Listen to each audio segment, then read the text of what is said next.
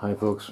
Okay, no turning today because, as I said, I was going to Coleraine yesterday to do some work for my sister-in-law. It was mostly putting up curtains or curtain rails, and I'm really sore today. It's really hard for me to work above my head, so I've just been kind of resting today.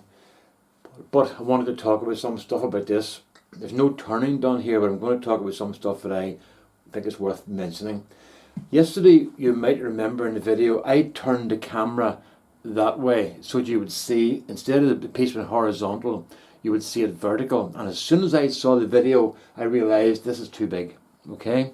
It's too big, it's too deep, and it's too wide. It's too heavy compared to the bottom. So I'm going to take this in quite a bit and make it thinner. Now this is a waste block, remember? So it's worth your while taking a piece off a lathe and just keep it in the chuck.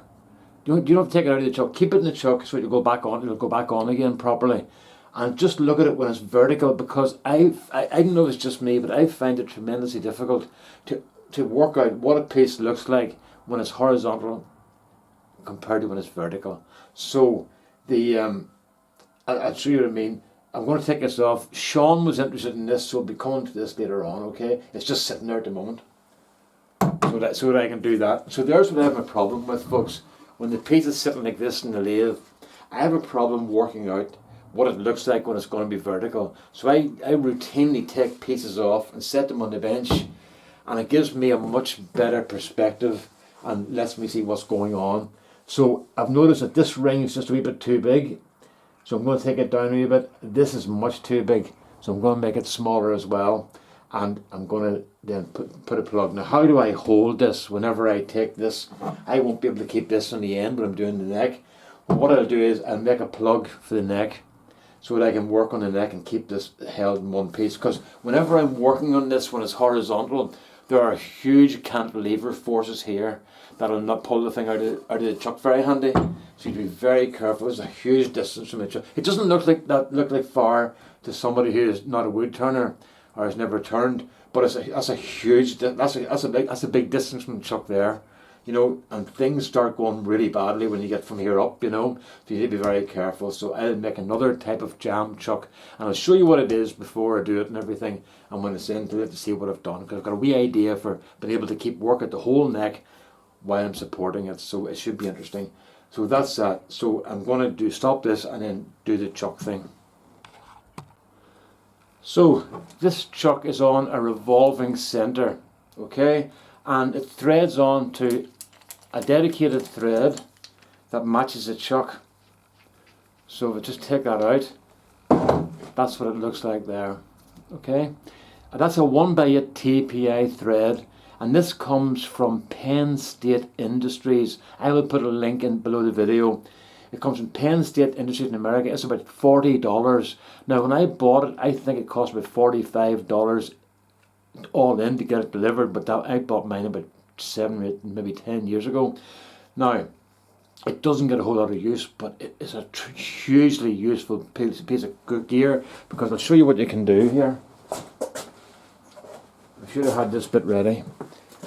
You can make things like this, and that's a bit of HDPE. Thread it on, and you've got a dedicated jam chuck that will revolve at the same as well, and you can make it that you can do whatever you want with these here. If you get a 1x8 tap, you can do whatever you want with these here. Now, the problem is most of our lathes now are M33 by 3.5, and there isn't a dedicated revolving center like that. Now, I looked this up before I did this video, and Turner's Retreat in England do have an MT2 taper with an M33 by 3.5, a 1x8 and a 3/4 by 16 rec cord thread, but it's only designed to hold a chuck in the tailstock. It doesn't revolve, and what it's for is you put your chuck on this here, and then you put it in tailstock, and then you can bring it up to your work and square the work up perfectly that's in the other chuck. And then when you take it off, you know that your work is aligned with the lathe, and then you can take this and put it in the other end. Oh, you can't put it. I can put it in the other end because it'll drive, or take the chuck off it. So it's only for moving a piece of material off the lathe. It doesn't revolve. However, we're not completely beaten. I looked up the same thing, and there's this is the jet the jet Powermatic tailstock. Now, and what it does is it comes with different heads, and inside is, I think it's 16 by 3 TPI, and or 3 by 16, I can't remember what it is, but it's a standard for that size for it and one way. And one way make an adapter that screws onto this for 1 by 8, 3 8 by 16, and M33 by 3.5, and they will screw onto that, and you can buy the one way MT2 revolving centre plus the adapters from Simon Hope in England. So I'll put a link to those down below as well. And if I didn't have one of these, I would definitely get one now that I know about them, if I just learned about them, because they are a fantastic idea for helping you reverse work, and for even just for making dedicated chucks that go onto your tailstock, you know. Now, another thing that I've done with a regular tailstock is just to, oh, I can't show you.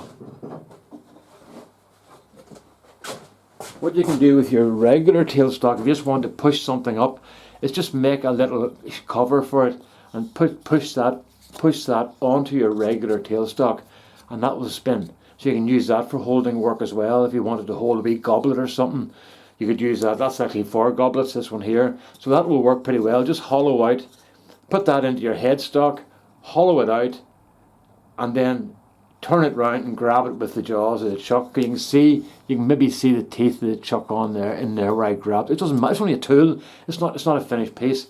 And hold it like that, and hold it with a chuck, and then just cut the end to whatever shape you want, and then put it in your revolving centre, and you're away. So it's just a couple of ways to do things, folks. But this boy here, this is brilliant. That bar allows me to take this off. It doesn't stay in there, obviously, you know. So that's it, Sean. That's that thing there. You can get that in 1 by 8 TPI. If that's your lathe, you're elected. And if it's not, you can buy this one way